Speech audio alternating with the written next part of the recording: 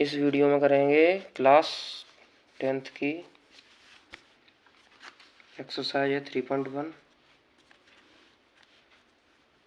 Exercise है 3.1। Question number है 6।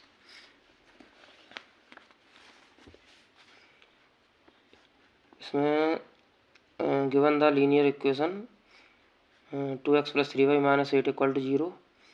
Right another linear equation, एक और लीनियर इक्वेशन लिखनी है in two variable such that the geometrical representation of the pair of form is intersecting और parallel lines और coincident lines. यानी given है, एक इक्वेशन तो हमें गिवन है और दूसरी वाली हम लिखेंगे, खुद से लिखेंगे।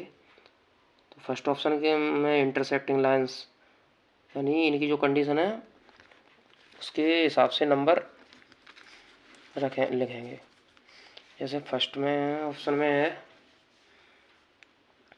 पहले इक्वेशन लिख लेते हैं। इक्वेशन है 2x + 3y - 8। 2x + 3y - 8 = 0। ये फर्स्ट इक्वेशन है। यहाँ से a1 की वैल्यू है 2, b1 है 3 और c1 है -8। a1 2 और b1 3 और c1 -8। इसे कंपेयर, ये इक्वेशन है, इसे कंपेयर कराते हैं a1x + b1y + c1 = 0। इससे करते हैं कंपेयर। तो यहाँ से a1 2, b1 3 और c1 -8। अब इंटरसेक्टिंग लाइंस फर्स्ट ऑप्शन में, इंटरसेक्टिंग लाइंस कब होंगी?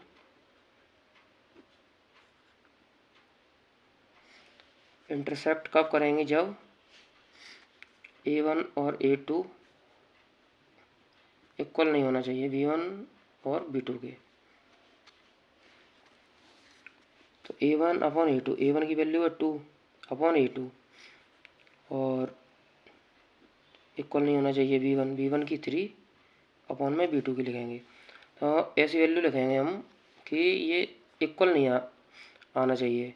तो इसके अपॉन में लिख देते हैं, 2 के अपॉन में 3 लिख देंगे और 3 के अपॉन में 4 लिख देंगे। तो 2/3 3/4 ये इक्वल नहीं है, यानी कि ये दोनों नंबर सही है। और तीसरा c1/c2, c1 है -8 c2 कुछ भी लिख देते हैं, 2 3 4 5 कुछ भी लिख दें। ये दोनों इक्वल नहीं होना चाहिए। इंटरसेक्टिंग लाइंस की जो कंडीशन है वो a1 और a2 के रेशियो, b1 और b2 के रेशियो, ये इक्वल नहीं होने चाहिए। तो अब इसकी इसकी इक्वेशन लिख देंगे। ये सेकंड वाले को कंपेयर करेंगे, a2x + b2y + c2 = 0। तो a2x यानी कि 3x, b2y यानी कि 4y, c2 यानी कि +5 = 0। ये सेकंड इक्वेशन आई इंटरसेक्टिंग लाइंस की।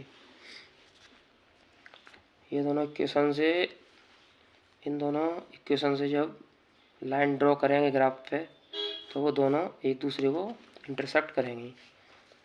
सेकंड ऑप्शन में है पैरेलल लाइंस।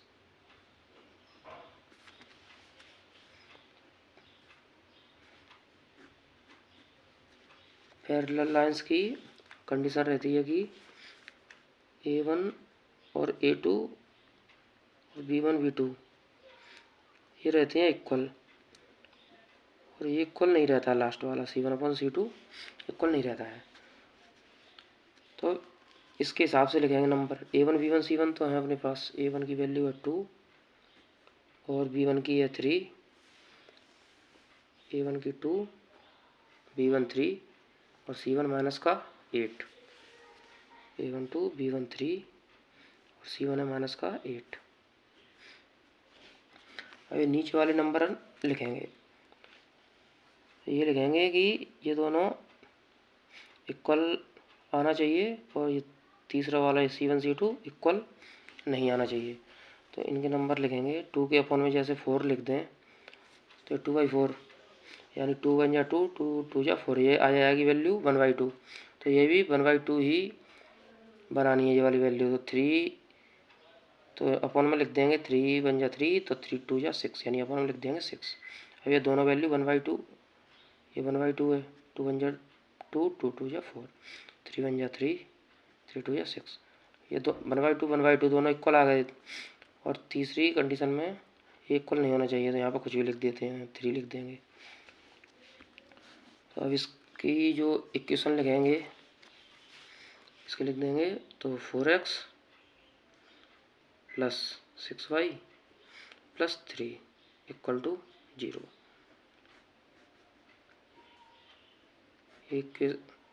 इक्वेशन है सेकंड वाली पैरेलल लाइंस की। थर्ड ऑप्शन में है कोइंसिडेंट लाइंस।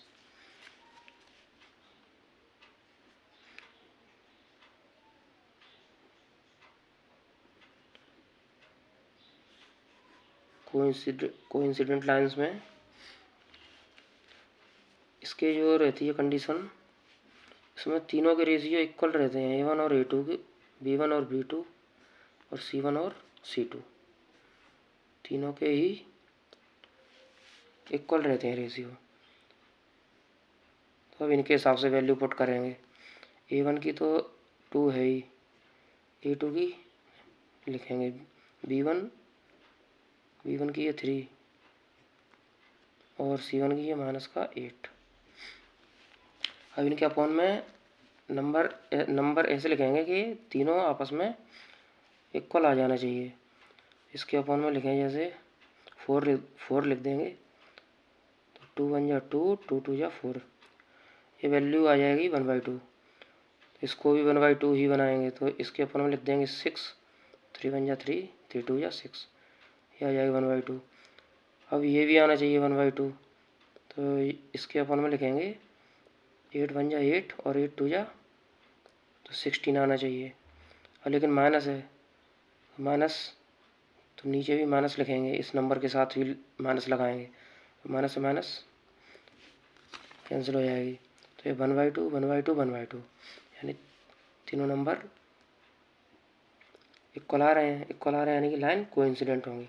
इसकी इक्वेशन लिख देंगे, 4 है तो 4x,